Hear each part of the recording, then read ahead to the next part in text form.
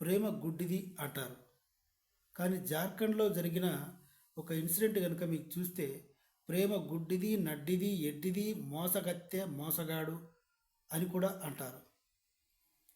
జార్ఖండ్లో అబ్బాయి అమ్మాయికి పెళ్ళయింది. ఆ అమ్మాయి హౌస్ వైఫ్, ఇంట్లోనే ఉంటుంది. ఎందుకనో ఏమో నర్సింగ్ చేయాలనిపిస్తుంది నాకు అని భర్తతో చెప్పింది. భర్త నర్సింగ్ చేయించడానికి ఆ కోర్సుకు సంబంధించి అన్ని వివరాలు తెలుసుకొని లోన్ తీసుకొని మరీ ఆవిడని చదివిస్తున్నాడు. ఈ చదివిస్తున్న ఈ కోర్సు గ్యాప్లో ఇద్దరు చాలా సంతోషంగానే ఉన్నారు. మరి ఏమొచ్చిందో ఏమో సడన్గా ఇంట్లో నుంచి ఆవిడ భార్య మాయమైంది. ఏమైంది అని ఎంక్వైరీ చేస్తే ఈ నర్సింగ్ చేస్తున్న ఈ క్రమంలో ఒక సన్నాసిని లవ్ చేసింది.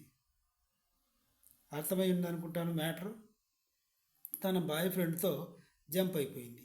నర్సింగ్ అయిపోగానే ఆమెకు జాబ్ వచ్చింది. జాబ్ వచ్చిన విషయం కూడా భర్తకి చెప్పకుండా ప్రియుడితో చెప్పింది.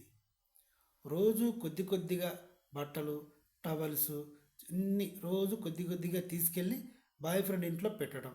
ఆ బాయ్ ఫ్రెండ్ కూడా జార్ఖండ్లోని వేరే ఏరియాలో ఇల్లు రూమ్ రెంట్కి తీసుకొని ఈవిడ బట్టలు ఒకరోజు, వాడి బట్టలు ఒకరోజు, అలా సామాన్లన్నీ రోజు కొద్ది కొద్దిగా సామాన్లన్నీ కొత్త రూమ్కి షిఫ్ట్ చేసి శుభ్రంగా కొత్త కాపురం పెట్టారు. ఆవిడ భర్తకి నామం పెట్టి శుభ్రంగా జాబ్ చేసుకుంటూ బాయ్ ఫ్రెండ్తో ఉండిపోయింది. ఇది ప్రేమ గుడ్డి కాదు, ప్రేమ శాడిస్ట్ది అని, ఉగ్రవాదిది అని జార్ఖండ్లో నిరూపించబడింది. వీడియో నచ్చితే సబ్స్క్రైబ్ చేయండి. Thank you.